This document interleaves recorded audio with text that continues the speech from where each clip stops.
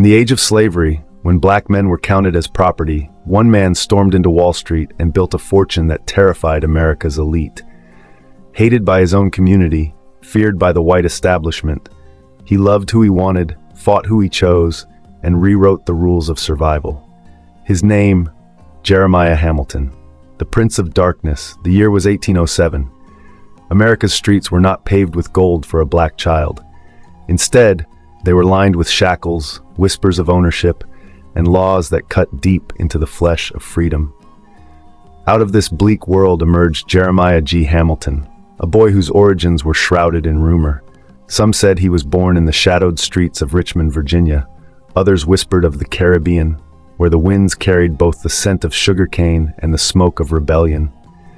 Wherever he came from, one truth rang clear: the world was not made for him to thrive. Yet Hamilton was not a man made to bow. At just 20, he was already treading dangerous waters. Haiti, the land of Toussaint Louverture's revolution, was where Hamilton's name first carved itself into infamy. Caught in a counterfeit coin scheme, he was sentenced to death. Most men would have fallen silent into history there, swallowed by French gallows or Haitian justice. But not Jeremiah. With fire in his eyes, he fled across the sea and into New York, carrying nothing but ambition and a willingness to play by rules that weren't written for men like him. On Wall Street, he became something the city had never seen before: a black man in the temples of money, battling white titans at their own ruthless game. While others of his color were shackled in fields or shut out of opportunity, Hamilton bought and sold stocks, speculated on real estate, and insured ships that never came back from the sea.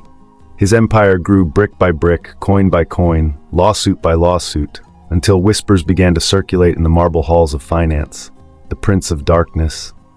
The name was not only for his skin, but for the shadowy way he moved.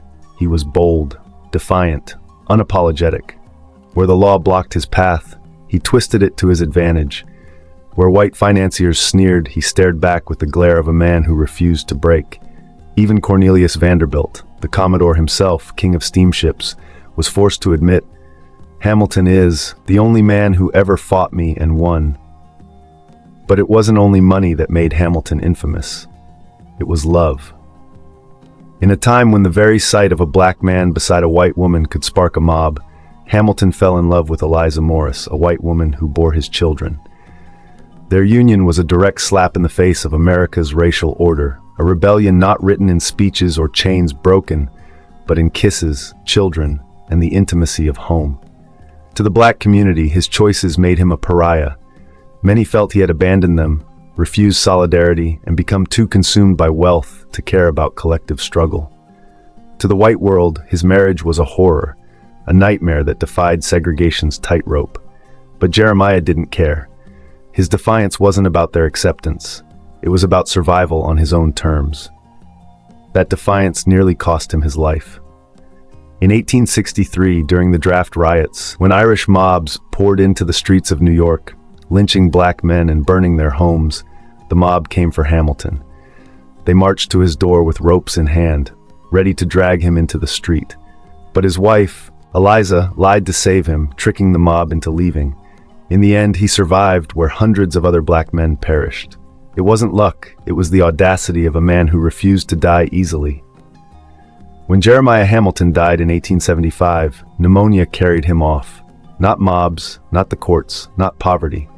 The newspapers called him the richest colored man in America, his estate worth $2 million, nearly $250 million today. He left behind children of mixed blood who would carry his legacy into a world still unready for them. But what Hamilton left most was a story of a black man who walked into the lion's den of Wall Street at a time when his people weren't even allowed a seat at the table. A man who loved across the color line without apology. A man who both terrified the white world and disgusted parts of the black one. He was not a hero in the traditional sense. He was not Frederick Douglass with eloquent speeches or Harriet Tubman with a lantern in the dark. No, Jeremiah Hamilton was something else, a mirror of raw defiance. A reminder that sometimes survival means playing the villain in other people's stories while writing your own in blood, sweat, and gold.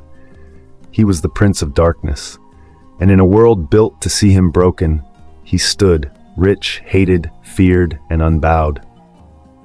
Jeremiah Hamilton was not the hero history wanted. He was the villain in white men's nightmares and the outcast in black men's prayers. Yet in a world designed to crush him, he rose, richer, bolder, and more defiant than anyone believed possible. His story is not about acceptance. It is about survival, audacity, and a legacy carved in shadows. He was the Prince of Darkness, and even in death, his defiance still echoes through time.